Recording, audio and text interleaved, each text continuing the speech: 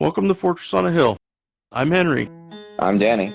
I'm Keagan. We're three leftist veterans that aim to expose the reality of the U.S. military's multiple wars abroad and to illuminate the damage military service does to Americans. American presidents throughout U.S. history have used American military and diplomatic power to force regime change of democratically elected governments around the world.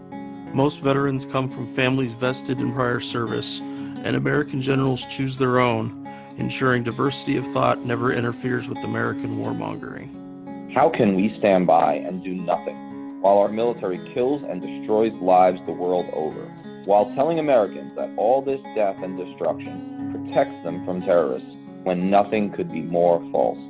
Fortress on a Hill aims to change that. Well, welcome listeners to Fortress on a Hill. We are back after a little bit of a hiatus, and we've got a great episode for you today. We're going to talk with Keagan. We're going to do his episode 0. We're going to dive into all things great bearded Keagan. We're going to discuss how he came to join the military, what his childhood was like a little bit, and just kind of his journey along the path, becoming a dissenter. But before we get started, I wanted to talk a little bit about how Keagan and I met. So this was, I want to say, back in like May or June of 2018. We'd only been doing the podcast for 6 or 7 months, and I heard from this guy named Keagan, and he was really enthusiastic. He told me thank you. It was really nice to hear some veteran voices that were discussing the anti-war, anti-interventionist side of things, and it wasn't too long after that he came on the podcast, and he and I talked about some of his background, about it, working in intelligence, about trying to understand how the work that he did on the intel side back here in the States affected the mission and the wars that he worked on over in combat areas, operational areas. A little time after that, I'm not sure how long it was, he and I attended this really neat event called VetSpar, and I've talked about it a few times on the podcast, but basically it's just a place for civilians, people who are non-veterans, who have very little, if any, experience with veterans, to talk to people like the three of us and hear our stories, hear what we have to say. And I got to know him a little bit through that way, and then I had put it in my mind. It's like, I think this guy, he would make a great podcaster. He would make a great addition to Danny and my little collective over in the corner. And so we extended that invitation to him, and that's how Keagan came to be a part of the podcast, and I'm so thankful that he is. Danny, do you want to get us started with some questions? I do, and it's awesome having Keagan on for a number of reasons. I mean, we just thought to ourselves, what the podcast really needs is a third white male. You know what I mean? Like, because we just want to be as diverse as possible. But what's really interesting about having Keagan on is differing perspectives, differing experience in the military, different branch, differeng job within that branch, and to some extent differing time period of like when he came in, and then also what he does. After the military, like he has a real job. And like Henry and I, we kind of don't, the only job we share that's a job is like, playing with Power Rangers and stuff or whatever. My preferences are dated, even with parenting, because that's who I am as like a man. But like, I think that's really interesting. And it's funny because I haven't met Henry or Keagan in person. It's like the most modern relationship of all time. It's like in that movie Demolition Man, where like with Wesley Snipes and stuff still, and they don't even have like sex anymore. It's just all over headphones. Like, we're going there, folks. Get ready, okay? Enjoy the last of your actual carnal experiences, because it's like a few more years. That's it. Thanks, COVID, which really should replace thanks Obama, I think. But I'm a backstory guy, right? And so not having met people and generally besides the banter we do before and after, you know, I don't know all the backstory. Like I said with Henry, and we've been at this for years, you know, and I'm fascinated by that. Like people talk all day, and some people go through their whole careers, and when they do their interviews and they never talk about themselves, or like at least not like the anecdotal stuff. But I think that's who informs who you are. Like what informs who you are. Like your family, your interests, your friends, your geography. That's important. And so, Keagan, I'm just gonna pry into your life with like probably 3 or 4 sequential peppered questions. But like, tell folks where you were born. Take us basically like 0 to like the end of middle school in terms of where you were at, what your family experience was like, and kind of your community experience was like, and then we'll talk what kind of teenager were you, which is like my favorite game with friends and people I'm dating. So Yeah. So I have moved around a lot in my life. Like I was born in Angleton, Texas, which is like 50 miles outside of Houston. My dad was in the Navy before I was born. He was in the nuclear power program. And so when we were born, he was working at a nuclear power plant in Houston, 55 miles away. So he would have like a 2-hour drive home. But so like my brother and I, we had a crazy experience because my mom, I guess, like having kids was always hard for her. Like she had a baby that was stillborn like a year before us. And then my brother and I have a twin brother. Me and him were 3 months premature. And so every day at the hospital, you know, they would be telling our parents, like, be prepared because they're probably not going to be around in the morning. And like every day. And then they would say like, oh, if they did survive, you know, we'd have to be on crutches. We would have all these respiratory problems, like all this stuff, because we were born right like before the trimester when your lungs actually develop. So, and, you know, this was in the mid 80s. So like, you know, technology wasn't as great for preemies. So they were just like, be prepared. And magically we survived, and magically we were okay, which was great. It's nice.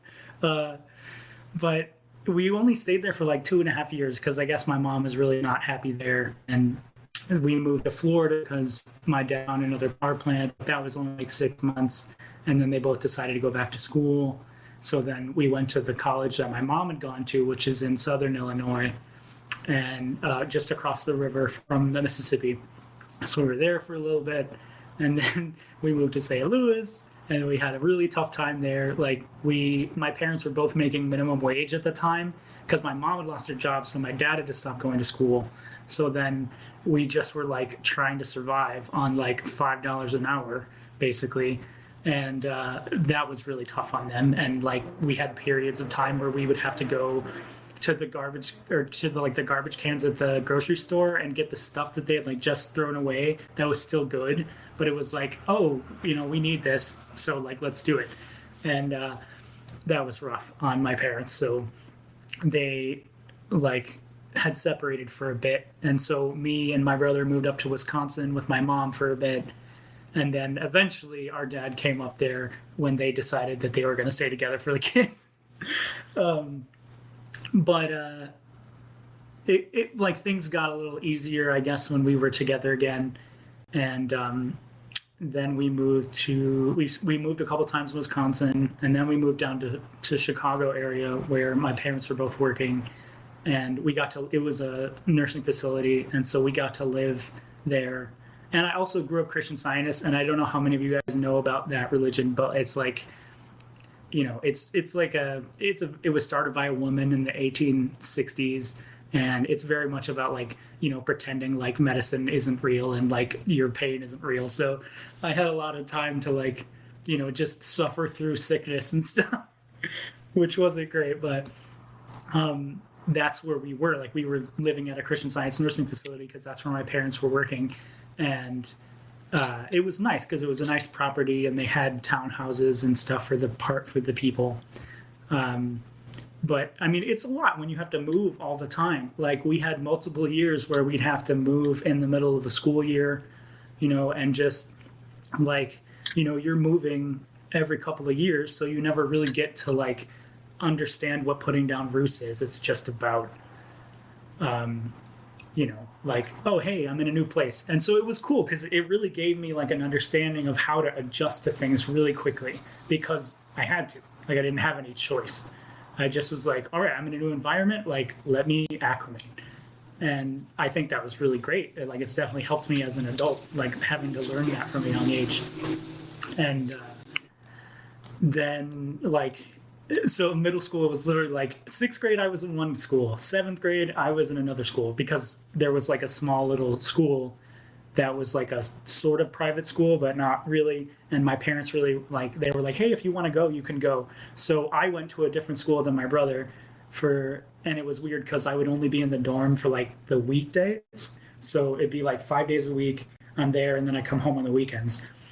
And then at the end of that year was really tough because that's when my mom was pregnant, and we also found out that she had breast cancer at the same time. So again, because we didn't go to the doctor that much, being Christian Scientists, the only reason we found out that she was sick was because she was pregnant and she had the blood test, and they were like, oh fuck, like something's wrong here. So we ended up moving to Virginia, where my mom's family is. They all live in like the Newport News area. And so we moved there and like went to middle school there, and it was like, that was like a rough year because not only were we adjusting to an entire new state, like always, it was just like move again.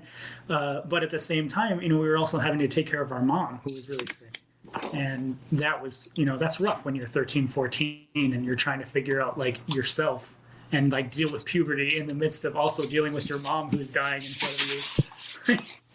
So it was a lot to like, that was a good year for me as far as growth. Like, I learned so much about myself and about like really, like, when you have a family member who's sick, you really have to think outside of yourself a lot more than you would at that age. We would have to like take turns. Like, she would sleep in this lazy boy because it was too hard for her to go to upstairs. So my brother and I would take turns sleeping downstairs to like, if she needed to go to the bathroom or something, we'd like wake up, help her go. But that, again, that's not like something that, regular 14-year-olds have to deal with. But yeah, that's basically like my early life was just moving around a lot of new experiences, a lot of new people. And it was good because I think it really helped us get to be sociable, learn how to like talk to people and just like get along with people really easily just because we had to. Sorry. So yeah, it's funny. I had said this with Henry last time. And now I'm thinking about you saying it and then thinking about like my soldiers and then even some of the officers, but especially among my soldiers, like that sort of transient childhood, many times because the military's become a family business to a certain extent. Like, so a lot of them were actual like brats, like Army brats or whatever, Navy brats, but a lot of them weren't. But like that was I think probably like, I've never seen any stats on this or if they've ever even been done, but it does seem like that is a more like a disproportionately common experience in the folks who end up going and living that same life in the military, like choosing to volunteer. I can't tell you like the percentage, but it was high of soldiers who had, and it wasn't always military, but like their dad worked in this kind of job or there was like some issues economically. But for a lot of people who were in the military in our generation that I met, they had like a transientness to a certain extent, a lot of changing schools, a lot of changing states, a lot of changing communities. And I'm not a psychologist, but it does strike me as not an accident to a certain extent, because that, having to make new friends and like, it's not all that different when you get to a new unit. If you stay in for a while, it's like you quickly like assess the social situation. Who am I going to be friends with? Who can I trust at work? Who's going to work hard? Who do you have to avoid?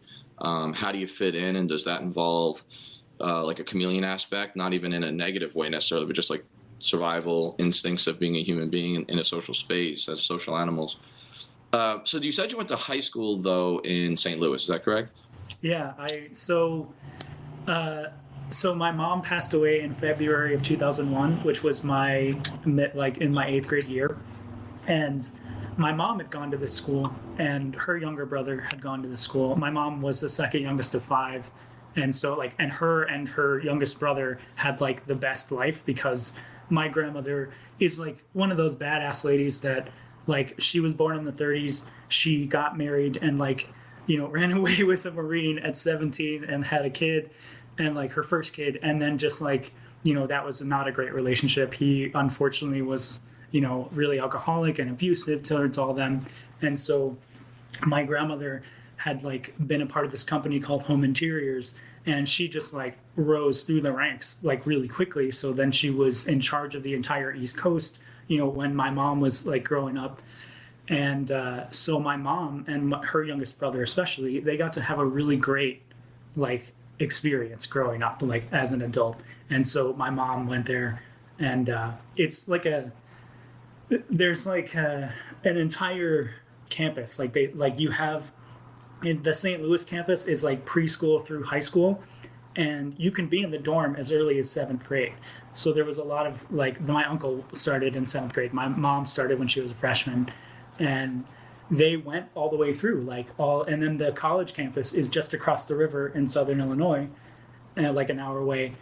And my mom really wanted us to go there. Like, that was one of her last wishes, was like, I want you guys to go there. And there's no way that we were going to be able to afford it because we didn't have insurance when my mom got sick, and pre-existing conditions. There's no way she would have gotten it when she was. So when she passed, we all of a sudden had like a $287,000 medical bill. Not to mention, like I said, when I was born, my brother and I had to be in the NICU for 3 months, and that was like a $400,000 bill in 1986. So, like, it's so it might as well be a bazillion. It's such a high number that it's a bazillion is the same.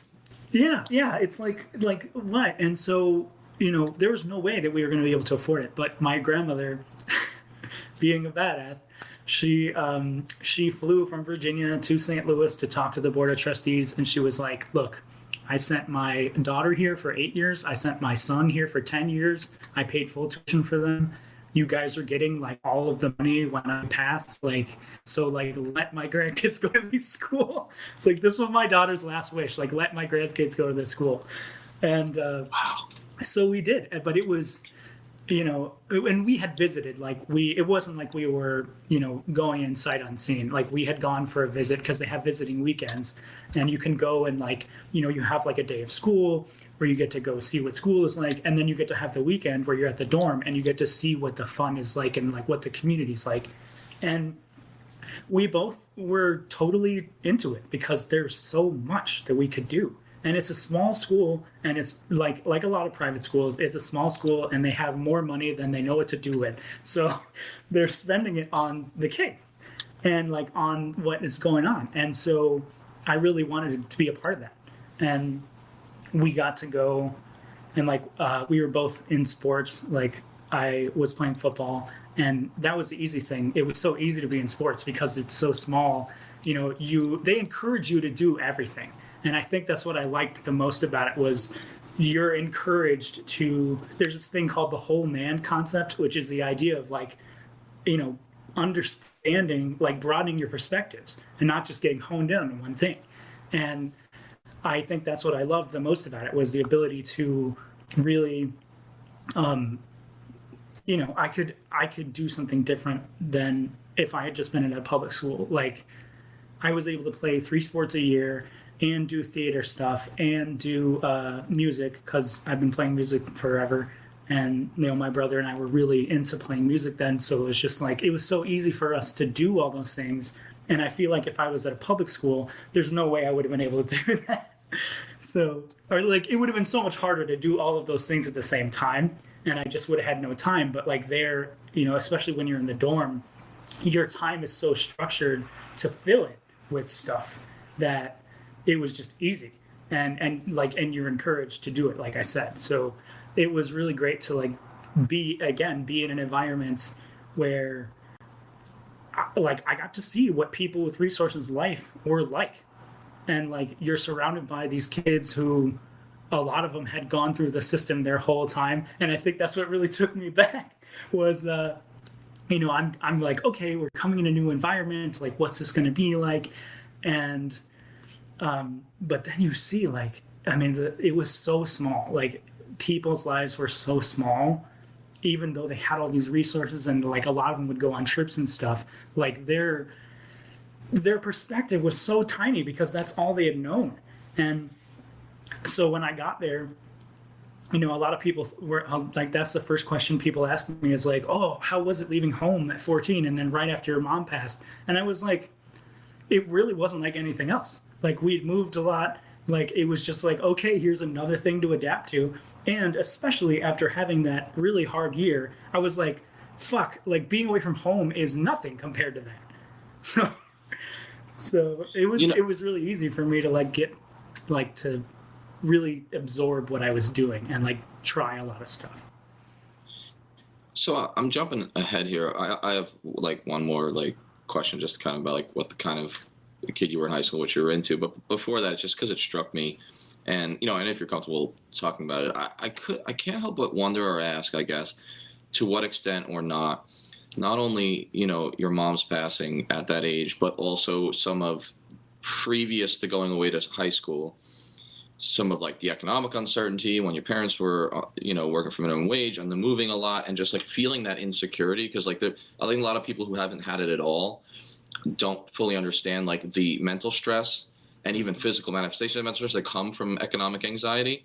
But having lived some of that, having seen the healthcare system, having seen the struggle that life could be for so many Americans, and did that in any way inform like what you decided to do now, like the kind of work that you decided to do in the community? I mean, I'm jumping ahead, but I had to ask because I some of this is new to me, about you. Yeah. No, I mean, yeah, no, I feel like I've seen like, yeah, I as a white dude, as a straight white dude, I know I have a lot of privileges, and but everyone has their struggles, and I think from a young age I really got to see how unfair and oppressive the systems are that we live in, and you can do everything right and still fail. You can do everything the way you're supposed to, and life, like, shit happens.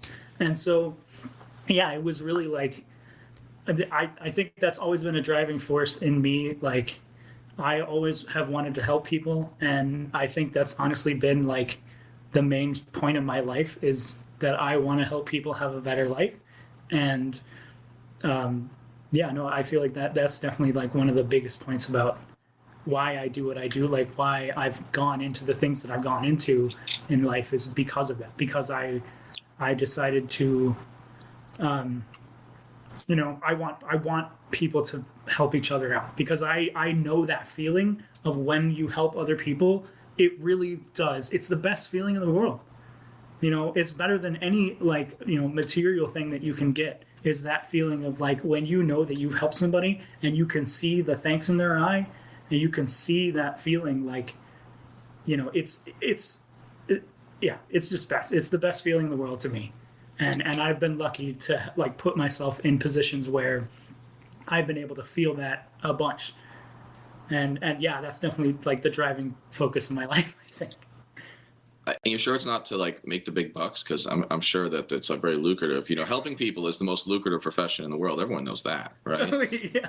What does it say about our society that that's not true? You ever actually like really think about that? Like, it's a dark place it'll take you. I don't recommend it, listeners. Like, don't just watch The Real Housewives. You'll be happier.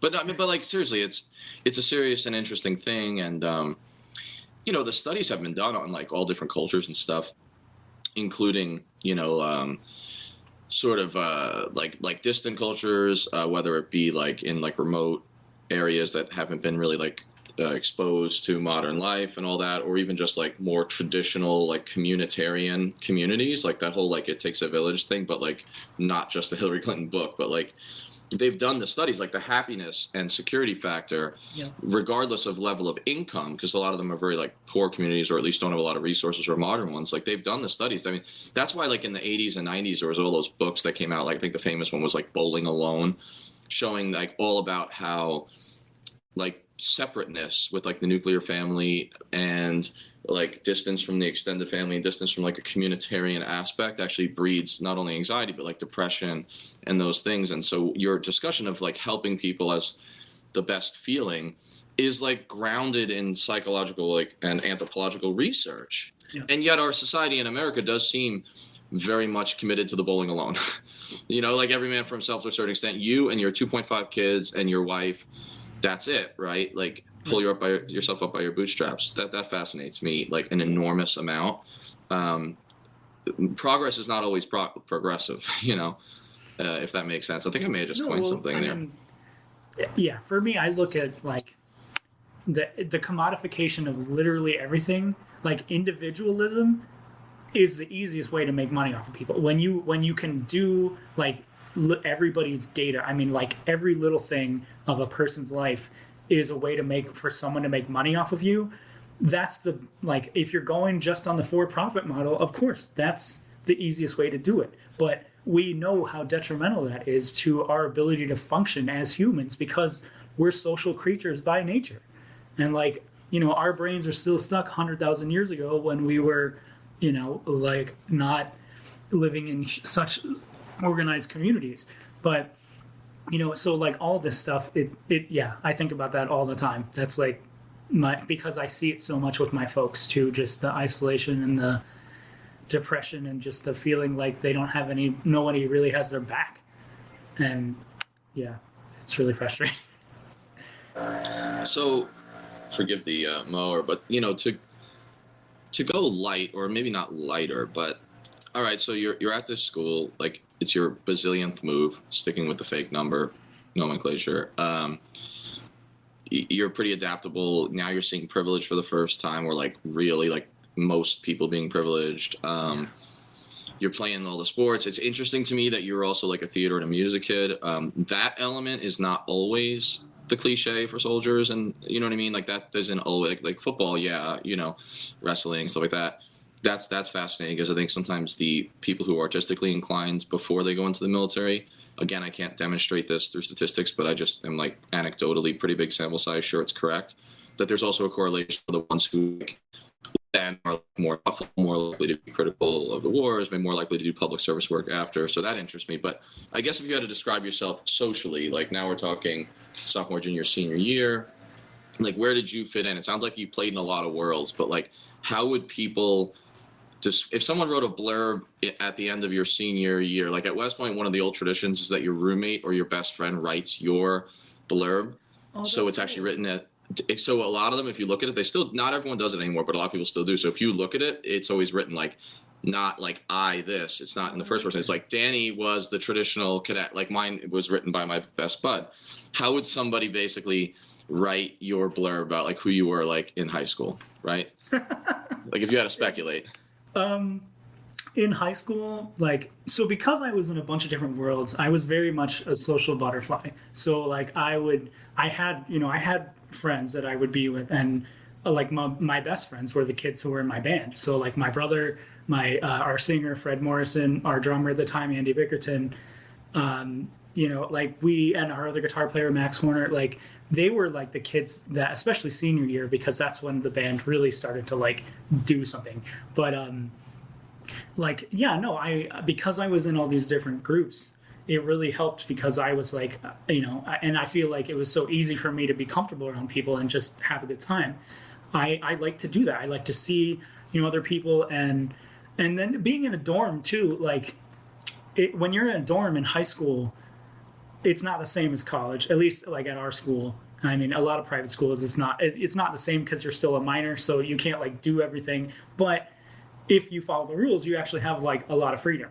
So because then the people trust you. And also just like being in a dorm during those formative years is so awesome because you get to be like, you get to make really good friends with those people. And that's what's so cool now is like some of them I haven't seen since, you know, 2005 when I graduated, but the minute we talk is just like nothing, like no time is lost.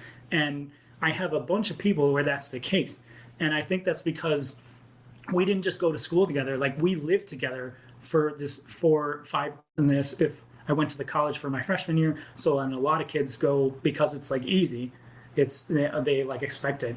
It's like at the time it was like 80% of kids went from the high school to the college, so like only 20% went to other colleges. So like you get to really grow up with your friends, and you know when you're spending 10 months out of the year together, you really get to know each other and you get to care about each other in a way that like makes you more like family. And I'm so grateful for that. Like the boys and the girls, you know, I had friends like that because we had a boys and a girls dorm.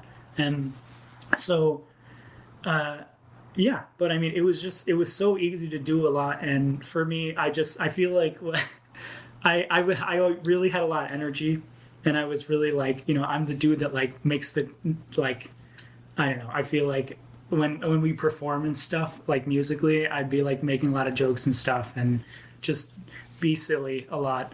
But one of my friends, one of my friends said, you know, because like people often that only know me or my brother, they always want to know like, oh, what is the other one like? And I was talking to, I got the opportunity when I moved out from Georgia. One of my buddies from high school was he was in Pensacola. He was doing his flight training, and my roommate in Georgia had to come down with me because she was like helping me drive somewhat. And so she asked my friend, she's like, hey, like, what are they like then? And he's like, well, Keagan's the kind of guy who like, you know, he gets everybody excited to go do something. He's like, he's the one that's like, hey, like, let's go do this. And then like people will go do it. Right. That's Social engineer. Yeah. Right. So I'm guessing you were the type then, tell me if I'm right, just like speculating based on the way you describe yourself. Were you the linchpin that connected a bunch of different groups? Like, in other words, were people friends because of you? Because like you were in this world, they may not have otherwise been friends, but you were kind of like their link. Yeah, that definitely does. It's funny because I've seen that in other places where I live too, where like, you know, I had a friend group and then it was like, oh, when Kelly and I left, they just kind of like stopped being friends. So linchpin is the actual like hinge of the relationship, almost like yeah. Okay, so okay. Before I pivot to Henry and I, you were in music, you were into theater, right? Yeah. When you were junior, senior era, was like your number one, number two, like popular music that you liked, and like when we talk theater, like what's your favorite like musical or play? Like what was your at the time? Like what was your thing for each of those? Well, I, you know, being in high school in the early 2000s, there was like a really interesting shift musically. And, you know, me being a guitar player, like I started out with pop punk because it was energetic, it was easy to play, it was like fun to play for other people too. So that was like a good starting point. But as I got better, I wanted to find music that had that same kind of energy, but was technically harder. So, and this is, you know, like when the whole melodic hardcore, like screamo stuff was really getting its start. So I was really into that. And then I really started getting more into metal. And like, that's where I've been. I've been in this like metal, like different metal phase. But because it was the same thing, like I wanted that energy, I wanted that passion, but I wanted to like do it in a way that was going to challenge me musically. And so I just like, that's kind of why I gravitated towards metal. Cause I was like, oh, this is like, you know, jazz, but it's just heavy. And it like, so that was what really grabbed me. And also like with metalcore at the time, there was a lot of uplifting lyrics. Like a lot of it was about, you know, bettering yourself and like bettering the world. And I really liked that, of course. So I don't think a lot of people would imagine that, right? When most people think of like metal, they're probably thinking the opposite. Like it's like dark and like it's if you play the records backwards, people are gonna shoot each other and stuff. Like in the '80s, like people are still stuck on that, like the myth of it. That's interesting. Right. But you said pop punk. So like I'm guessing like obviously like early Blink 182, like like that album. But like, did you like the Ataris? Did you know them? Dude, I was so into the Atari secretly. That was not allowed. Like you couldn't like in my neighborhood, you couldn't listen to that. It was like, no, wait, it's not Wu-Tang. Like, get out of here. Like, what do you like? What do you like? What do you like, boys? Like that's what like. So I used to secretly go to New Jersey with my like one friend who was like kind of like smart artistic a little bit. My buddy Adam. Shout out Adam Pico. Like we literally would like secretly go to New Jersey and see like the Ataris at like little like smaller and then eventually a little bit bigger clubs. And it was like another world. Like we would go over there and I could like be myself and enjoy this music. And then like I remember one time like I like fell in love with this like punk, like kind of into punk, like emo, pre-emo like girl. And I mean when I say fell in love, I mean like met her one night and didn't even like barely talk to her. But like it was just funny because she was so different from the girls that would like roll up like razor blades in like aluminum foil and keep it in their bra like some of the girls in my neighborhood. It was just a different world. So it was funny when you said that. Like I literally had like, well, all I had to do was go across the river, and it was like, oh, I'm in a different world, you know. And what about musicals? Were you into musicals or like more like serious, like play, like, you know, 12 Angry Men? Like what kind of stuff did you like theater wise? Well, I mean, like I would take these classes and I just like get into kind of like it's a different way to explore yourself. You know, you have to put yourself out there in a way that like, you know, you're playing a character. Like you have to put away yourself and like really become somebody else. And that's what I liked about it. I loved the perspective angle, like of just being able to like, you know, I am not me, I'm this person, I'm this character, you know, and even if it's just for a little bit, like I have to set myself aside. And yeah, I mean it's unnerving at first, but like because I was so used to being in a band where it's like I'm on stage but it's me with like four other people. And then sometimes when you're doing like monologues or something, you know, it's harder because then it's just you and you're like, oh shit, like everything that I do is being scrutinized. But Yeah, well, it was fun. I mean, I'm really going straight Sigmund Freud now, but like I can't help but think to myself like, you know, having to like be this other character and like adapt to it and the uncertainty of it and like at first, I mean, that's not very different from what your life experience was up to that point, right? Yeah. I mean, so like, it was almost like a match, right? I don't know if seriously, if you want to pay me for these sessions, like I run cheap because I have no degrees, so I'm gonna actually damage you. But no, that's really interesting. Okay, so I've been doing a lot of talking. I get really excited about things and tangents. But as I pivot to Henry, this is my, I guess, like pivot point. You mentioned in passing that it was February 2001. Is that when your mother passed away? Yeah. And that's like 8th grade, right? Yeah. So Henry and I are basically the same age cohort where like 9/11 happened while we were like leaving high school basically.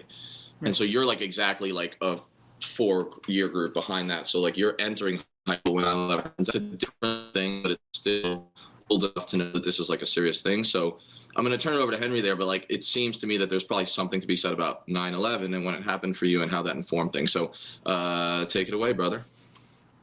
It totally did. Like for me, I mean, so yeah, it was September of my freshman year. Like I had been at school for a month already because of sports camp, and then it was like that second week of school was when 9/11 happened. And it was funny because I had friends whose like parents were editors of like, you know, papers in DC, so they like were telling me all this information and stuff. And it was interesting, but like I wanted to find out more for myself. You know, I wanted to. I was hearing what the American media was saying about everything, but I was like, well, why don't I hear from the people? You know, like especially when we invaded Afghanistan, it was like, well, fuck, like I want to hear about what's happening on the ground. I want to hear from the people who were there. Like I want to hear. So I would find other news sites. One of them unfortunately got shut down because she was hosting.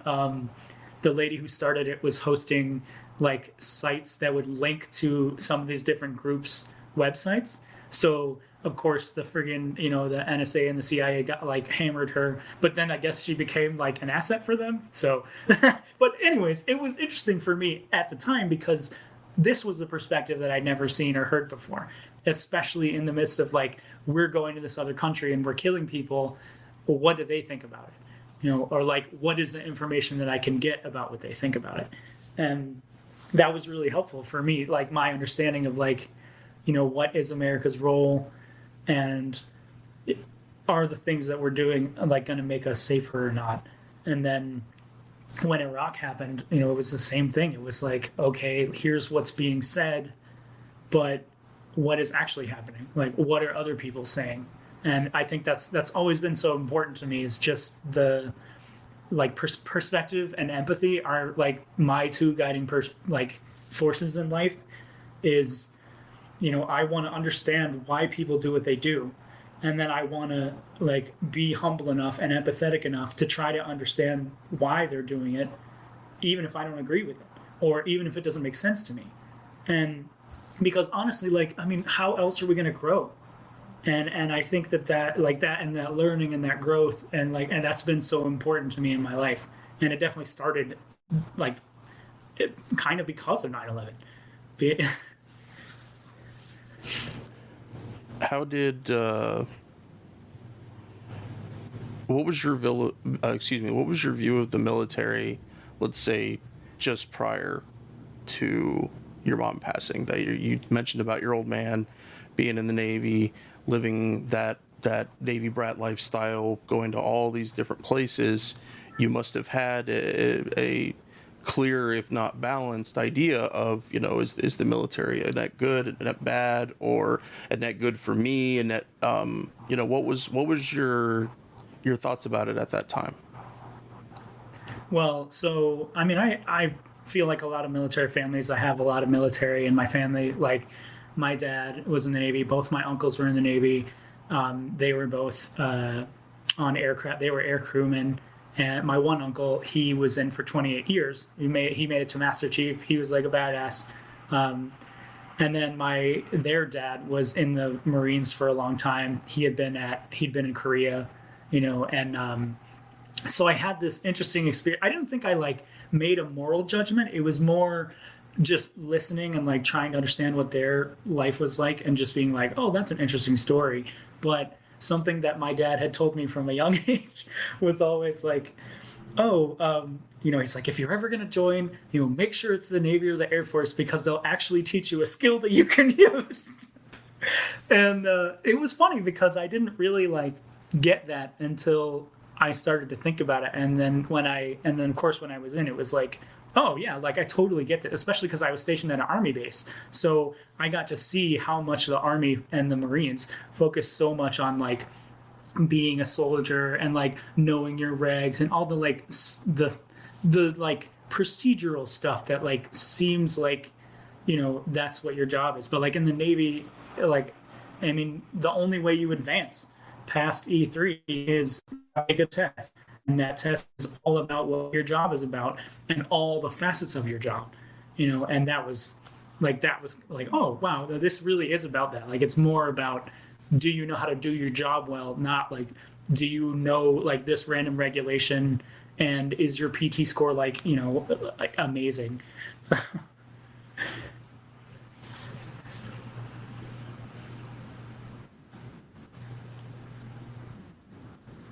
I joined in 2009, December 2009, and now I was 23 at the time. I had spent all it so 2007 was I have to say this because this was really important. When I was 20, I went to college for my freshman year, and I didn't do very well because I was just I don't think school is necessarily for me. I wanted to go out and do things. I didn't want to just sit around and learn about them. I wanted to experience them. So I left college and I went into AmeriCorps. I looked at this amazing experience of, hey, I get to be in this program where I'm with other kids my age. It was all 18 to 24-year-olds. And you're in a team of 8 to 12 people going around the country helping out. And this was 2007. So Katrina was still, the whole Gulf was still fucked up from that. So we were all spending half the year down in the Gulf. And that was a truly eye-opening experience for me to really be able to get out there and see the devastation and see what happens when crisis happens, and get to be a part of helping that. And my best experience during that whole time, it was actually early on. My first team's you spend 2 months in each project, and you do that 4 times throughout the year. And then you have a month on either end of training and debrief. So early on, we were gonna go to New Orleans, and then a week into my project in March, I got called. All of us were Red Cross certified to go do disaster trainings and stuff, if there was a tornado or hurricane or whatever. And so in my first week, they were picking people from the different places, and they were like, hey, we have this tornado that just happened in Enterprise, Alabama, which is in the north central eastern part of the state. And so there was a tornado there, and they're they asked me hey, do you want to go? And it was cool because I then got to meet all different people from all over the country that were in the program, because it wasn't just people from my campus, which was in Maryland. And so I was like, cool, I'm getting to meet more people and getting to really help people. And we got there like 6 days after the tornado, and I'd never seen so much destruction up close, like so recent, and it looked like someone just carpet bombed the town, and it destroyed over 1,000 homes. Like 9 people died. 8 of them were in the high school, like kids in the high school, because it had hit the high school and like part of the roof collapsed. But it like I got to work there like 14 hours a day, 6 days a week for like a month. And we were just, we were doing damage assessments. We were doing the different fixing that we could do, like simple stuff like, removing debris, or we did a lot of shingling on roofs and like we did a lot of roofing to like fix that.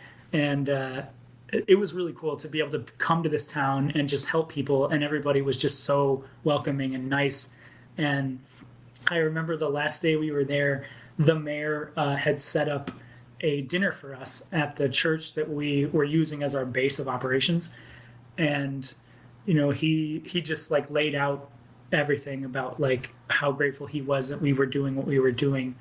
And he was just like, thank you from the bottom of our hearts. And I could just feel everybody in the room was feeling the same way. It was like an energy of like gratitude, and just like, and I could feel like everybody felt it. And we were all just like, and I knew in my heart at that point, I was like, okay, I love this feeling and I want to do everything I can to like keep feeling this way. And because he was just like, I mean, we were getting like a stipend of like $167 a week. So you're not doing it because you're making money. You're doing it for the experience and for the like, because you want to help people. And it was so cool to be in a group of kids my age that all felt the same way as I did. And we were doing something. We were legit helping. And then, I spent half the year in the Gulf helping out with Katrina and different experiences there. And then half the year I was in Maryland to like do different stuff with kids and with Girl Scout camps. And it was so great. Like, it was so cool for me to like get that feeling. And but then I went back and like, became a server like when I got out, because I was like, oh, I just want to make money. But I lost my job at the beginning of 2009. And this, it just sucked, because then I was trying to find a job. I couldn't find a job. I was just like, fuck, I don't know what to do. And I knew that I wanted to go back to school at some point. So that's when I went into the recruiter. And that's in April of 2009. And, I took the ASVAB, and they were like, oh, you can pretty much do whatever you want. And I was like, well, I don't want to join the nuclear power program because that's what my dad did. And also it's like really math and science intensive, and you don't really have a lot of duty stations. Like, you're either on a ship or on a sub, or, you get to work at the training reactor in Groton, but that's not, I was like, yeah, that doesn't sound really interesting to me. So the next thing they offered was the intelligence community, which was, first they offered me the linguist position, but I didn't pass the weird language test that you have to take to do that. So they were like, oh, well, you can do this, you'll do this other thing. And it was the electronic intelligence job that I got. And it's, they don't tell you much. They don't give you much in the description about what the hell you're actually doing. So I didn't really know until I got to my training command and started going to school, like what I was actually doing. I just knew that I had to have a security clearance. And I was like, okay, like, this will be interesting. Like, I will get to, again, it'll be a new experience. It'll be a new thing. And I'll get to be a part of a community that not a lot of people actually know that much about. So it sounded interesting to me. And it was like a lot more geography based and stuff. And I was like, oh, I like that. I like understanding more about cultures and people. And that sounds fun to me. But I mean, I was 23 at the time. So it was funny though. In boot camp, I thought I was going to be like on the older side of things. But because of the time period, there was a lot of kids who were my age, like the 21 to 23, 24 range, because a lot of us were in the same boat of like, we need a better option than what we have available to us. So why not join them in the military?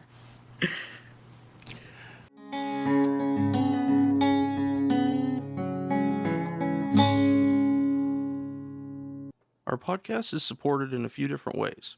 First, there's Patreon, where we're blessed to have an array of wonderful supporters, helping the guys and I pay for some of the podcast's expenses. Those who contribute $10 a month or more will be mentioned right here as an honorary producer, helping keep you, our listeners, stocked with new episodes. But you don't have to contribute $10 a month to help us. For as little as $1 a month, you can help keep us going, paying for hosting and storage fees, transcribing old and new episodes, promoting and expanding the podcast, and more I'm sure I can't think of at the moment.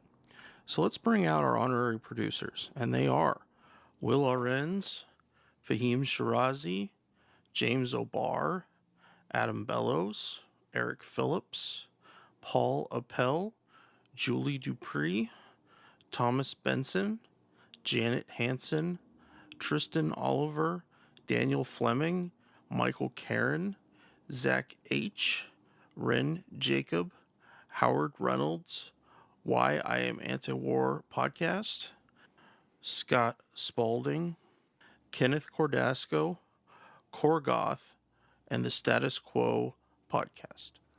Your contributions are wonderfully helpful to us. Thank you so much. However, if Patreon isn't your style, you can contribute directly to us through PayPal at paypal.me/Fortress on a Hill. Or please check out our awesome store on Spreadshirt.com for some great Fortress merch. The link is in the show notes. And now, let's get back to the podcast.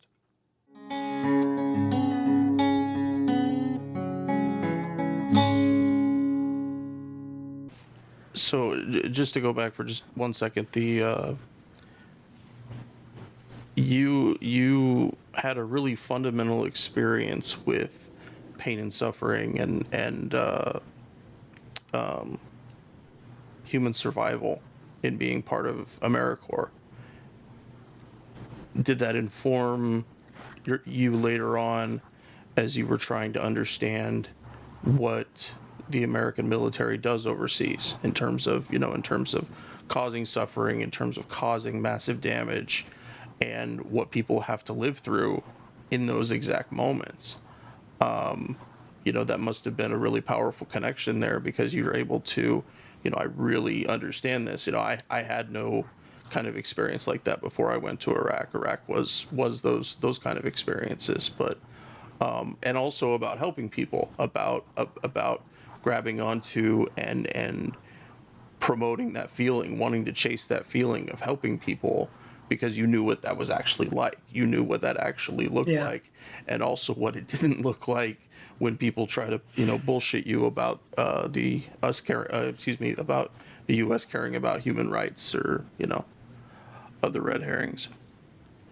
Yeah, no, I mean, I feel really fortunate that I got to be a part of the community that does as much as it does, because I really got a really good overview of what's going on. If I was just like some guy on a carrier, like doing, like one specific job, my world would have been so small. Or if I was, some guy like sitting in some fob or like in CAF, doing my job there, like it would have been a little more like intensive. But again, I wouldn't have had the broader picture that I got to have because I was at NSA. So it was like, and also I moved shops a lot, or a couple times when I was at NSA. So I got to see more of what was going on there than I would have, but no, it really was a huge disconnection. Like when we would do a strike, and I'd see people like high-fiving each other, or like, being all like, fuck yeah about it, and I just I would go back to that when I was at Enterprise and I saw all that destruction up close, and I was like we're fucking up people's lives. like that was always the first thing in my head was like, this is a life, this is a community that is forever impacted by this thing that we're doing, and we have like everybody around me has no concept of what that's like. And well, I mean, not nobody, but like the people who were being all excited, and thinking that this is like some video game, or like this is something that has no consequences for the future. That just like it was, I couldn't sit there and just be okay with it, because I feel like, even if I didn't know what those people's lives were like, I feel like I had some kind of insight. So I have like one anecdote and then two questions, just based on what you said. So I've written about this, I think, in at least one article. It's spoken about it, but like I wrote an article about my fire support officer, Jordan, who's like one of my best friends. And like, it was like called like The Curious Case of Jordan Rich. And he was a little bit like you, in not really so much in background, but like in demeanor and like, just like, I don't know, like a thoughtful and empathetic person, like lost in the military, you know, like he was just one of those, like, he was like kind of Andy Dufresne-ish, like he's above all of this, you know what I mean? Like just that whole thing. But like I wrote about how like one time at the very end of the tour, like after this, like our towers would get shot at every day in Afghanistan. I was troop commander, and we like came up with a plan to like put one of our best marksmen who'd been through like sniper school up on the roof, and we like used the cameras in a certain way on the base, and we like kind of triangulated where this shot, you know, they would fire from like 4 or 5 different places we figured out, and like we kind of we figured out they were using some sort of patterns, so we like timed it, and we're watching this dude like crawl around the corner, like pop at our towers. And then, like, you know, we called in up to the roof, and like Sergeant Jay blows this dude's fucking head off, and we watched it like on the camera. Right now, he was only about 200 meters away, whereas your targets were very far, and that's going to like inform one of my following questions. But like, we cheered, like my talk erupted, including me, and like I thought I was above that. I was against the war, right? I was against both wars, and this was my second.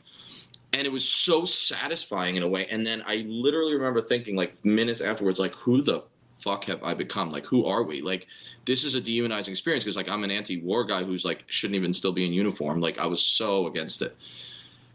That was jarring, right? And so I guess my two questions are this. So like the first one is like a backwards looking one. You've had different experiences, even in terms of what you had done previous to being in the military. I mean, working with communities on like the community service side is not necessarily like the typical experience of people who go into the military, right? Like, you didn't come in right after high school. I mean, you were like, you just had like a certain kind of empathy from both experience and probably some of it just nature versus nurture. But you were like a little bit of an oddball in that sense, right? Like a little bit of an outlier is a better word of putting it, you know, like to go all Malcolm Gladwell. And so, having had that experience, I'm interested in like what you thought about the wars and that stuff, because you come in 09, right, is when you joined, graduate in 05. So by 09, like I guess they were trying to say Iraq was getting better, but you'd seen how much of a mess that was. Now Afghanistan's starting to heat up in a bad way. By 08, the story is actually Afghanistan's falling apart, and if we don't send like 1 billion more troops and listen to generals, it's going to like fail. So you were like aware of that stuff already. Like you didn't join right at 9/11. So, and you'd also had this like different kind of experience. So you weren't necessarily the prime candidate for the military in that sense. So I'm interested in like what you thought of the wars and like why join, and did you have a different view then than you do now? And then the second one is the abstraction aspect of war, which is what like my next book's going to be about. You know, what comments, I guess, after you finish answering the first question, then it's like a big one.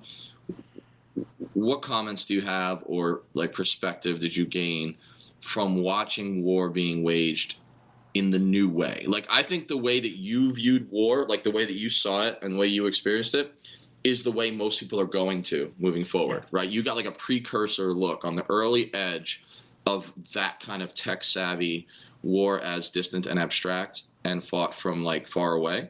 So I guess those are my two questions. And I do think in a weird way they're related, I hope. Yeah, no, definitely. I mean, I had no illusions. Like, when was it? Like 2004 was when all the WMD stuff started coming out, when people started realizing, oh, we went to this war on a lie.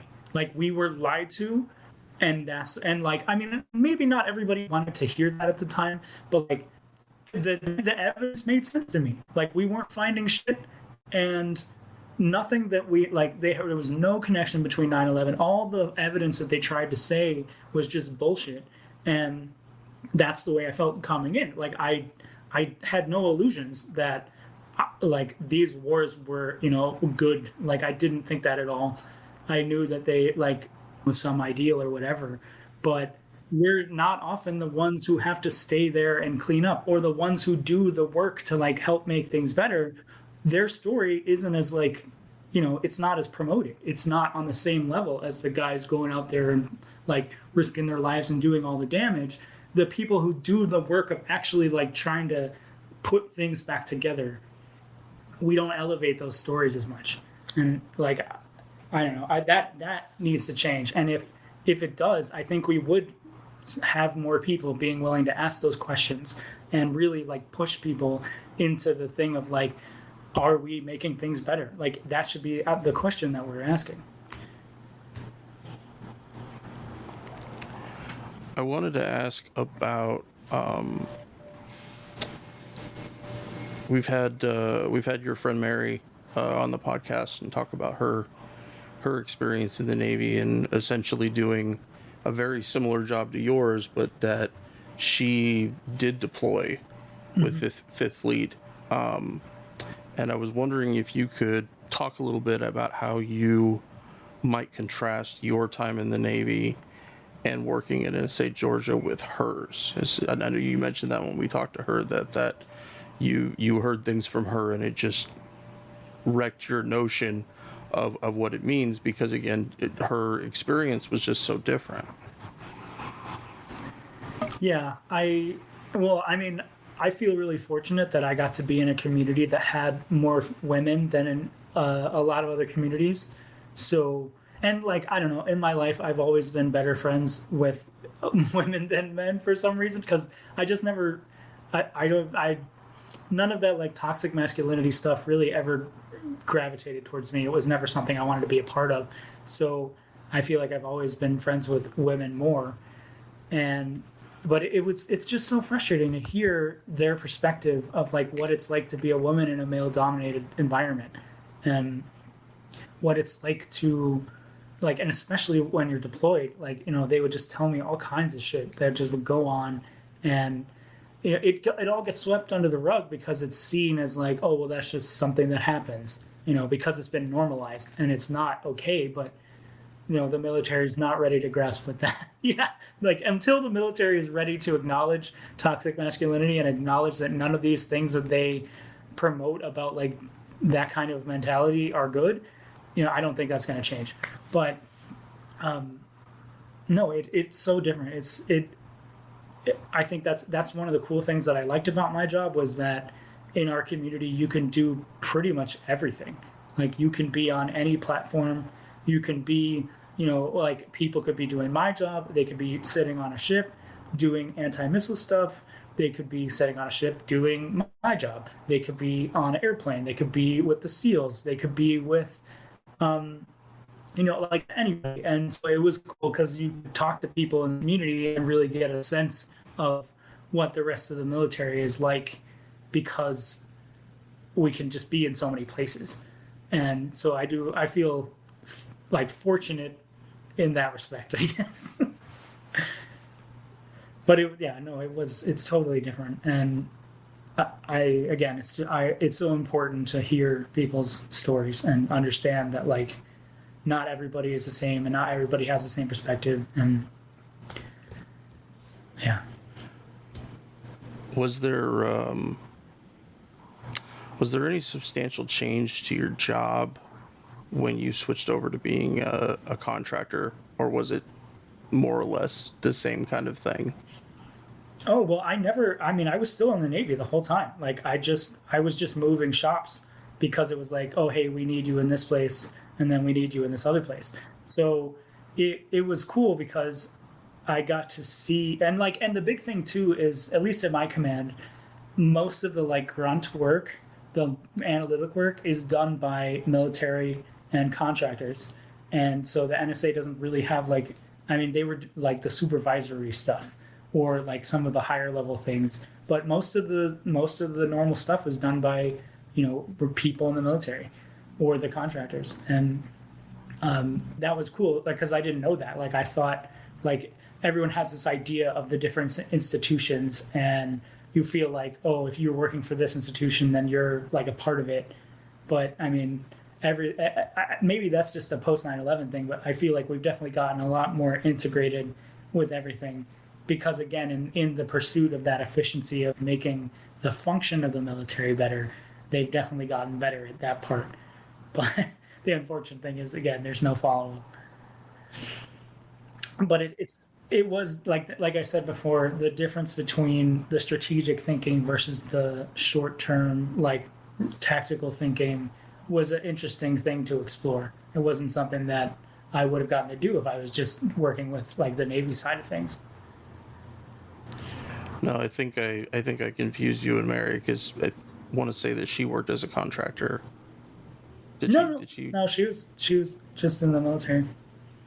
Yeah, I know it's I'm not crazy. sure who the heck I'm thinking of, but at least they cleared it up. So you leave the military. What year did you get out? 2013, December of 2013. Okay. Yeah.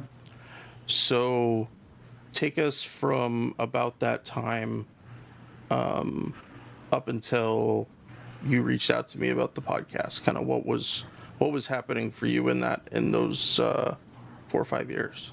Yeah, so I got out. I immediately left Georgia because I knew I was not going to stay there. I did have a time period where I thought, maybe I would be a contractor, but like really once I started to solidify more about the fact that I was firmly against what we were doing, that I had, I think I told you this before, but like I had an opportunity to go work for Lockheed because my buddy was going to go do that. And he was like, oh, it'd be like $250 a year, and I'm like, oh my God, like it was a 5-year contract and it was like $225, $250 a year. And I was like, oh, but then I thought about it and I was like, wait a minute, like if I'm already feeling like this bad when I'm doing this job and I want to keep doing it for 5 more years, like where am I going to be mentally? I just knew that I would be a wreck. Because I'd be doing something that's against my principles. So I was like, okay, no, when I get out, I'm going to be done with this. I'm going to go back to school. I wanted to leave, and also I wanted to leave Georgia and get away from the narrow-mindedness of the community that I was in. So I packed up my car with as much as I could take, and I sold the rest of my stuff, and I moved to California with one of my friends who got out 2 weeks before me. And so then we were in school there for a little bit, and I was really just trying to figure out what I wanted to do. I thought maybe I wanted to go into politics, but like political science was like, while it's always been interesting to me, I knew it was like, I like politics is so much about fundraising and like, you're promoting yourself, and I've just never really given a shit about that. Like, I think, yeah. So, but I was just, I was having fun in school. I joined this women's empowerment club. I wanted to go do something. I felt like I was getting in that same mentality of, I'm just going to school. I'm not like contributing. And it was hard going to school. Like when you go to school, like right after that, I just had no clue. Like I thought I could just get out of the military and just be okay and just like, do whatever I wanted to do. But that feeling of isolation and alienation that you get when you're out, and here I am in school with kids like 10 years younger than me, and I'm trying to figure out like what the next steps are, and while also staying informed, like trying to understand what's going on in the rest of the world. And here I am in school with like kids whose lives are so small, and it's not their fault, that's just the way that their lives have been. But it was frustrating to me. I'm like, why the fuck are you guys caring so much about this little shit when like, there's all these people that are dying. But I had to take a step back and be like, okay, this is their perspective. It's not mine. I'm coming in with a totally different worldview than all these folks. So, but it did make me feel that way. So that's why I got involved in the club, because I was like, well, I care a lot about gender equality. I care a lot about self-expression and letting people be themselves. And that really helped. Like it really helped to finally be doing something and be around other people who felt the same way, that felt like, we knew, like they felt like they were trying to do something and trying to raise awareness and like help people think differently about stuff. And that was really good. But I left school because I was feeling the same way. I was feeling like I didn't have a direction. Like I didn't know what I was going to do with school. So my girlfriend, who's now my wife, at the time, she was like, hey, we met at the club too. Like we were both interested in other people at the time, but then we were working on this project together, and this event called Take Back the Night. where they do them all over the country. And that's where we got, like, we worked together and we just were like, oh, you're cool. Like, yeah, you're really cool too. But it was cool to come together because of our values. Like, we didn't come because we were like searching out. We were, again, like I said, we were interested in other people at the time, but we came together because we really had like a connection, and we were friends for a while too. But then she comes up to me in 2016 and she's like, hey, I'm gonna go to Portland State. Like, do you want to come up to Portland with me? And I was thinking about it. I was kind of on the fence for a while at first, but it was really hard finding a job that would pay enough for me to stay where I was, because the Bay Area is just so expensive. And I was like, well, I mean, like, Portland is not as expensive, and it's a little bit smaller, so maybe I'll have a little more opportunity to do things. And so I came up here, and I was working at a restaurant like in California, serving and so it was a California pizza kitchen. So I moved from there in California to one here in Portland, and that was hard because it was not as much. And so again, I was like, well, I need something better. I need something that's gonna, make me feel better and also give me some stability. So I went to one of those veteran hiring fairs in Portland, and there was a bunch of nonprofits there, and I was like, yeah, like, this is, I've worked for a nonprofit, or like I've worked at these communities before, and I know that that's something that makes me feel good. That's something where I know I can make a difference. And then I also was like, oh, I'm a veteran. Like, I can work with veterans. Duh. Like, that satisfies both of my requirements of like helping the community that I'm also a part of, and helping people get better, like helping people better their lives. So I worked for them for a little bit. I started out as employment, and then I moved from that over to housing in this grant per diem program, which is a VA program it's a transitional program for vets, for homeless vets. And I was lucky enough to like to move from that program to the program that I'm in right now, where I'm running a permanent supportive program for vets, and especially the chronically homeless. Everyone has to be chronically homeless. They have to have a disability. And the nice thing is that they don't need to meet the VA definition. They just have to have, like, all they literally have to have is like their signature on the DD-214. Like, as long as they have a DD-214, if you signed your name on the dotted line, you can be in my program. And that's great because there's so many people who fall through the cracks that don't meet that requirement, whether they were only National Guard and they never got deployed overseas, or they, were in for a couple months and then they got discharged, or it just wasn't a good fit. I mean, we all know plenty of people that was the case, like in boot camp and out of boot camp. And yeah, and like I don't think it's fair that just because they, it wasn't a great fit or something happened, that all of a sudden they can't get the benefits that we enjoy as like, full considered veterans.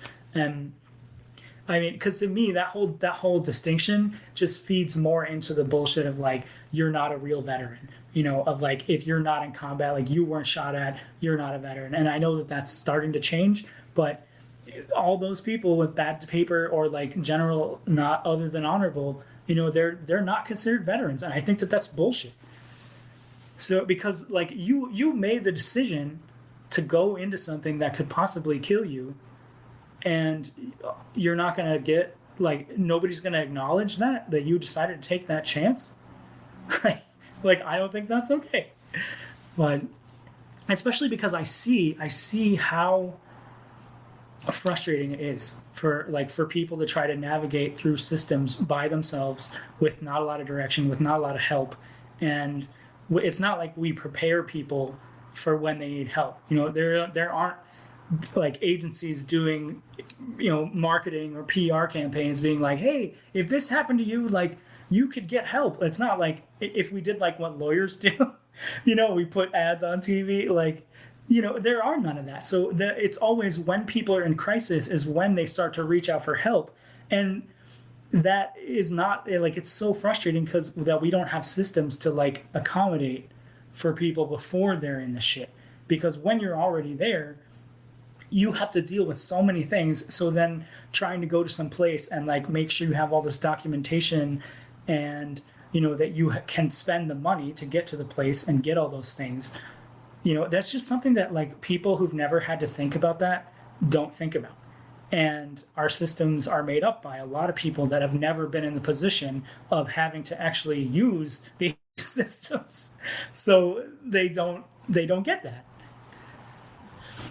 But yeah, I mean, I was doing that, and I had just started at the county like before we did our podcast, because I started in April of 2018, end of April. So it's been 3 years now I've been there, and I've seen a lot. I feel like things have gotten so much harder, especially over last year. Like my folks who were already feeling so isolated, and so like nobody's got their back, like they don't have support. And then it just was even worse because a lot of them were by themselves. And especially like when people are homeless and they're outside, you develop a community. Like most people develop a community. And then, we sit here and we say, hey, this is a great opportunity. Like, let's get you out of there and let's get you housed. And for, regular folks, we can sit there and say, yeah, that's a good thing. And yes, it is a good thing to get people housed, but we're taking their community away. And so then we take them from being outside, being able to talk to their neighbors, to like help each other out, to then here's 4 walls and a box, and like it's yours, but you're missing all of that other stuff that made you feel like somewhat okay.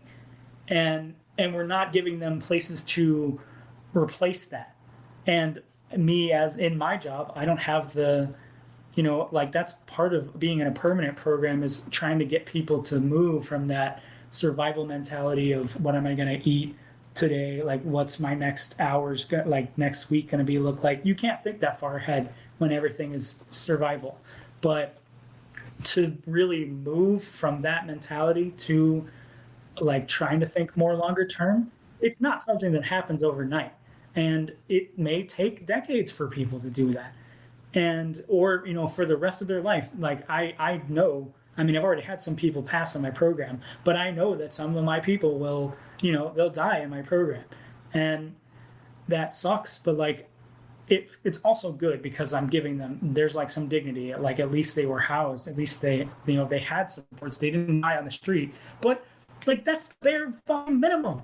That's the bare minimum to me. And I'm getting so frustrated because I feel like especially after last year, I mean, we got to see how nothing in our systems are about taking care of people, and we do a terrible job at it because we haven't invested in actually helping people.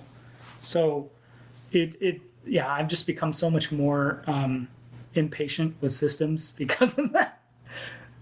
Because I just like we like I said earlier, like these are choices that we've made policy wise to ignore these problems and or nominally work on them.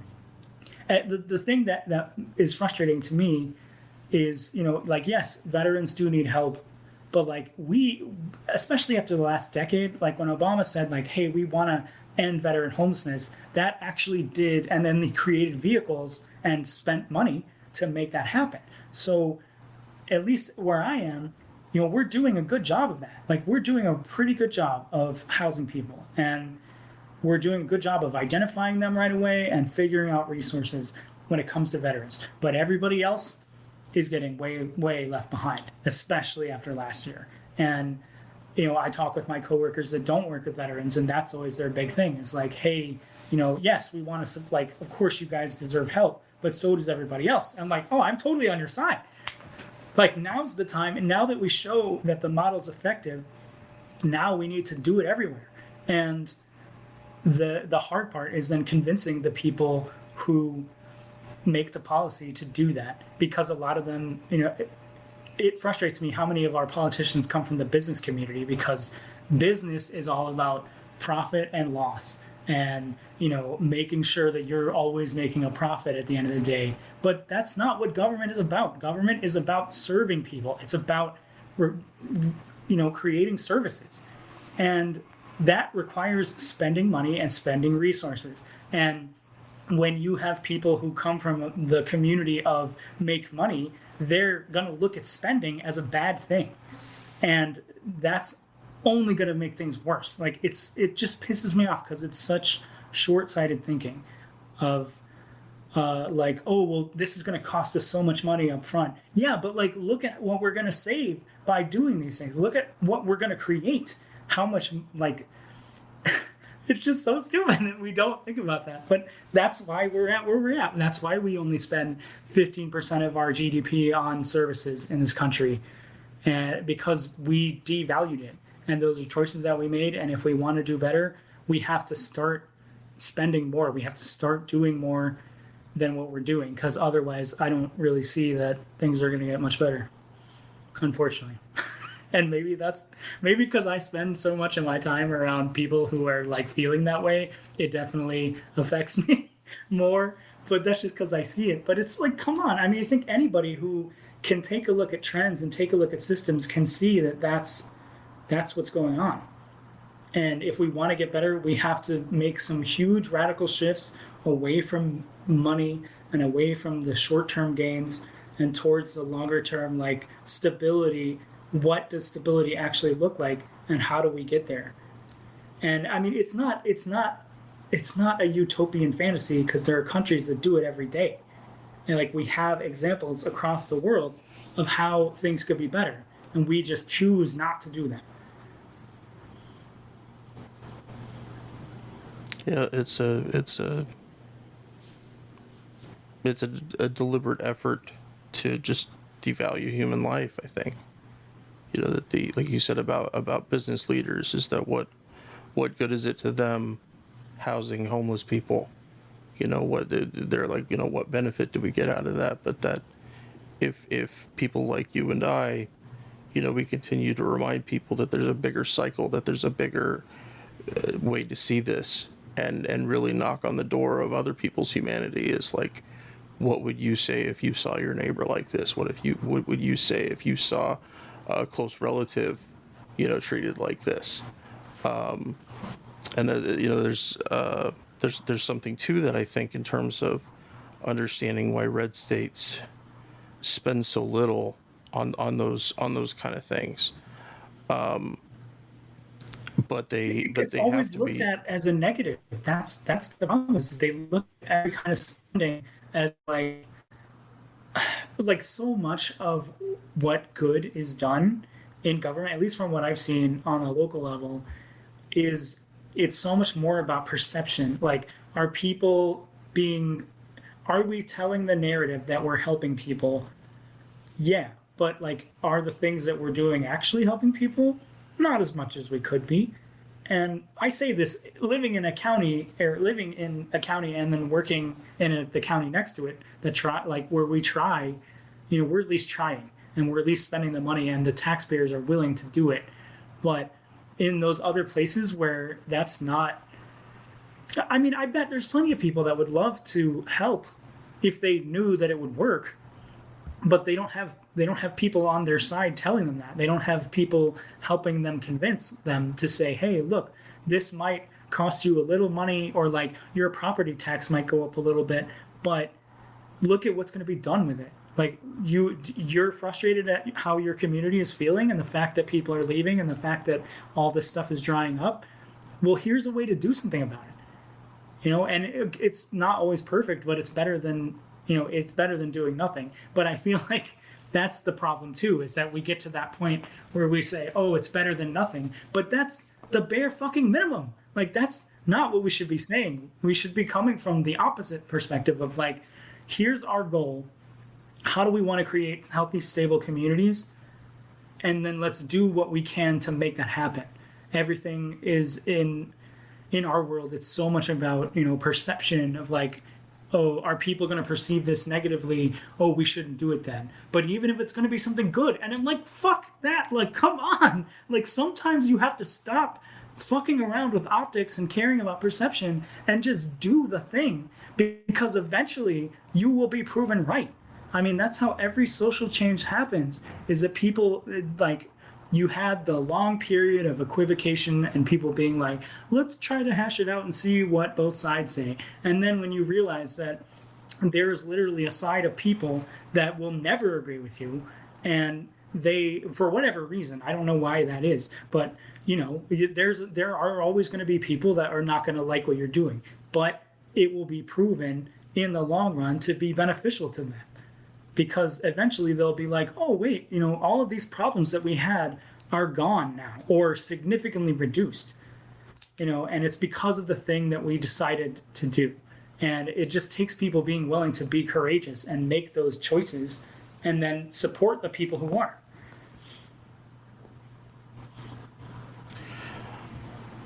Well, I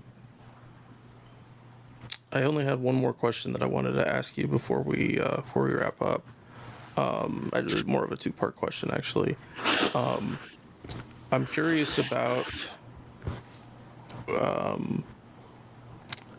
how you came to find the podcast, and that since you and I have been keeping in touch, where are you at right now? After at the end of your life so far, here, in terms of wanting to be a part of the podcast and discuss these kind of topics, finding them important. What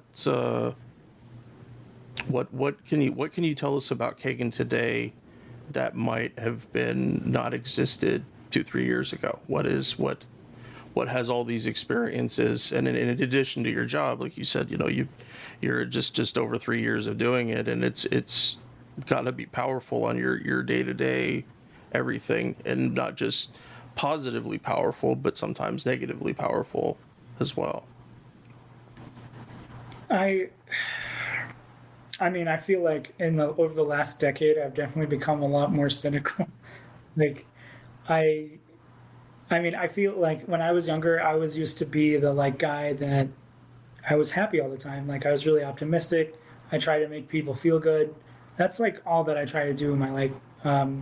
But I feel like as I've come to reckon with the reality of the systems that we are in and how oppressive they actually are, regardless of intention, it definitely makes me sad. Especially this last year again, where we just failed. We failed miserably at making it, containing COVID, at doing what we could to mitigate it, because there's so many forces that are pushing back.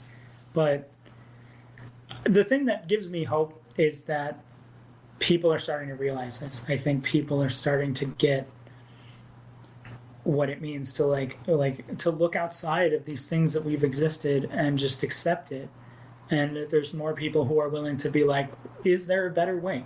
Is there something that we can do differently to make our existence better and make the future better?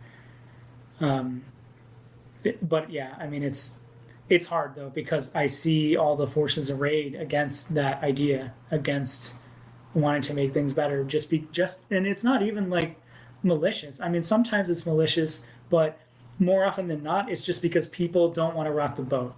People want things to keep going, especially when things are going well in people's lives. They don't want things to change.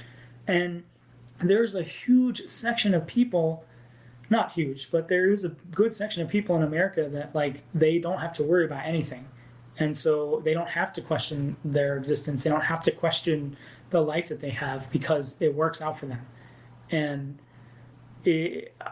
what I would love to do is to try, and I think what I've tried to do my whole life is just raise awareness of those people, of those different communities.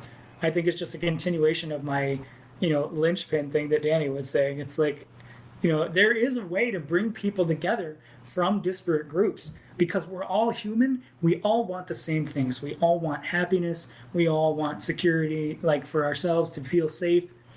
We want to feel stable, and we want to feel like there's a future. And the only thing that we disagree on is how to do that for the regular folks. But then there are the people that are in control of stuff that want to keep things in control. So That's what I care about, is like bringing more people together to understand the shared values that we all have and move forward from that aspect. Like the other stuff can get worked out, but like if we stopped bickering over the stupid stuff that doesn't actually impact people's lives in like a real, like, affecting those things that I said, if we focused on those things and we actually again asked the question of how do we make it better for other people, or how do we get to this place and then create this infrastructure to do it. I feel like there's more people out there that want to do it than not, and it's just a question of getting people to think about it in that way. That's all I want. I just want people to start thinking outside of themselves more and like think about how other people live their life. And I know that I've had a really unique experience in life because I've gotten, whether it's been positive or negatively, I've gotten to have a lot of different experiences, and I've gotten to put myself in places that not a lot of people have been in or whatever. But like, I'm not doing that for myself. I'm not doing it to make myself look good or like promote myself. I'm doing it because I want to understand people and I want to help them. And I don't know if that's like unique or whatever, but it's kind of my guiding principle in life. How did you find the podcast? I saw one of you guys posted something on the Intercepted page.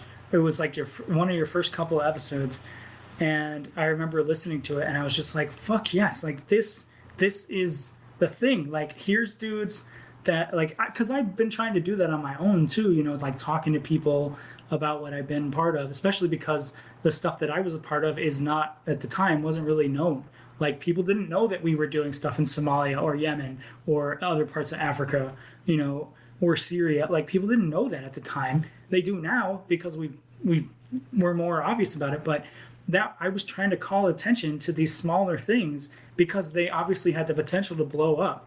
And it was so great to see that you guys were doing that. You guys were bringing that mentality of like, here's what we've been a part of, and also here's what's happening based on our experiences and the research that we've done.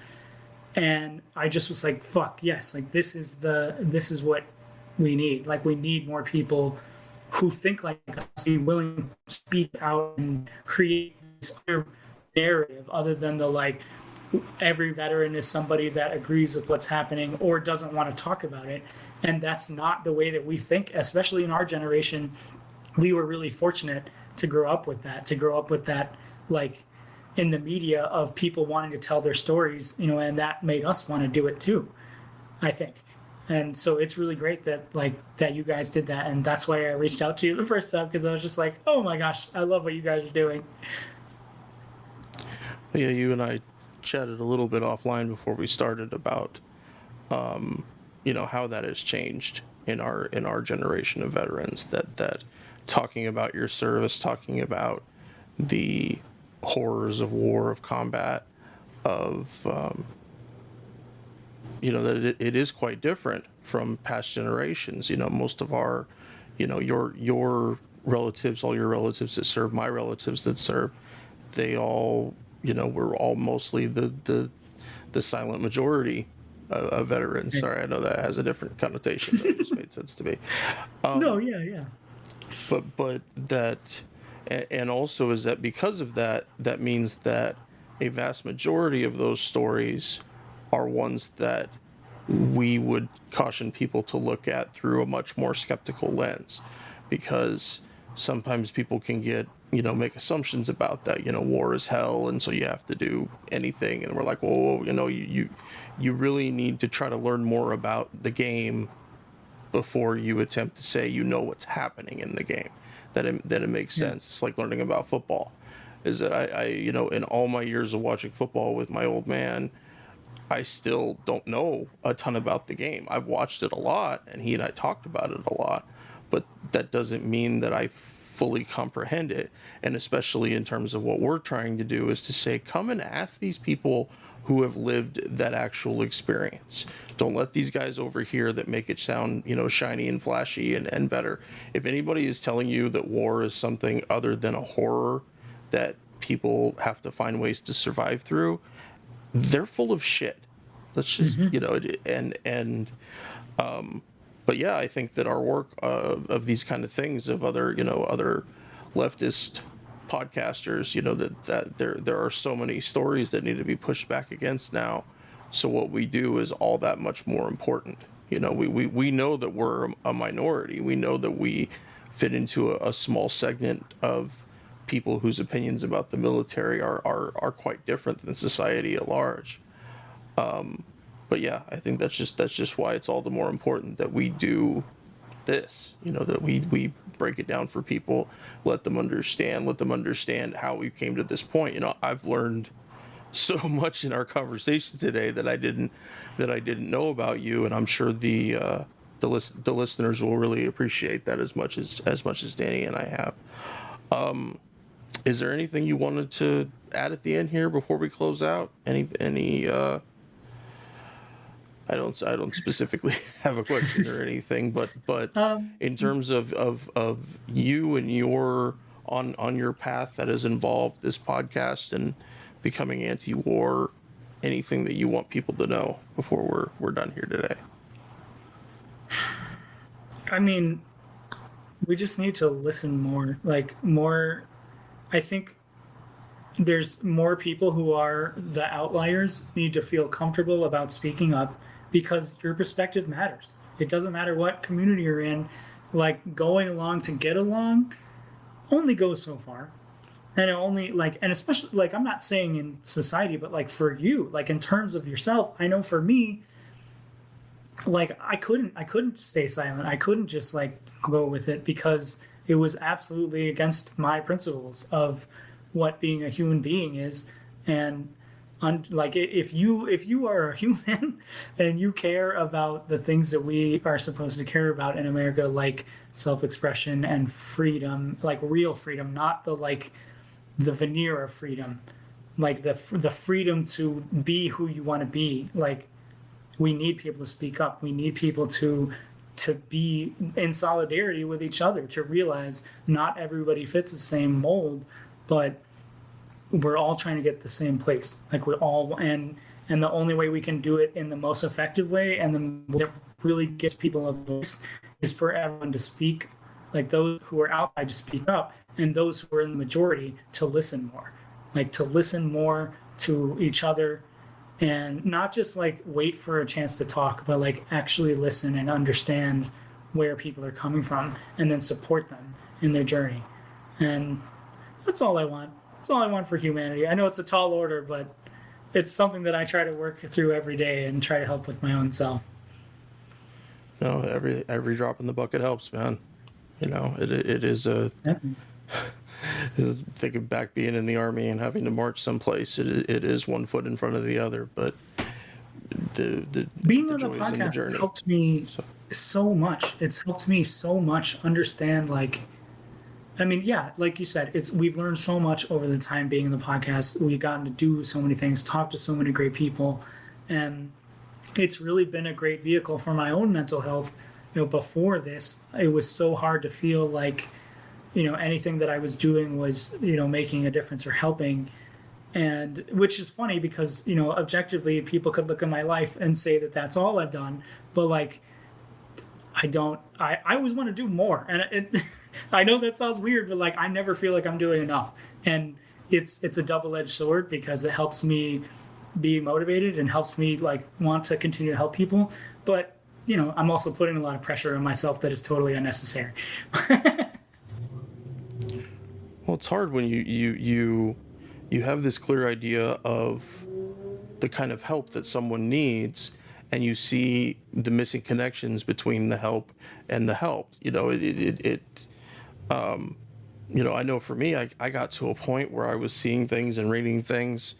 It was just screaming inside of me. It was like, I can't comprehend the things that I'm reading. How is it that, and also is that the military is a very slow changing institution. that there are so many parts of it or things that have, that predated my time in, it predated your time in, that, it just continues going forward because we believe in this stupid notion of tradition, that we're somehow carrying that forward. But, well, man, I thank you so much for taking the time to chat with Danny and myself and share, essentially your life story, at least, like I said, at least up until now. And, I'm sure the listeners will really enjoy it as well. We're on Twitter at Fortress on a Hill, and also at Facebook.com at Fortress on a Hill. You can find our main blog page and our full collection of episodes at www.fortressonahill.com. iTunes, Stitcher, Google Podcasts, Patreon, Spotify. You name it, almost anywhere you listen, we're already waiting for you. And hey, we're always in the market for more Patreon supporters. Please consider becoming a patron at patreon.com. And if you're not into giving us a monthly payment, think about giving us a couple bucks on PayPal. The link is in the show notes. Skepticism is one's best armor. Never forget it. We'll see you next time. And listen to my song. I hope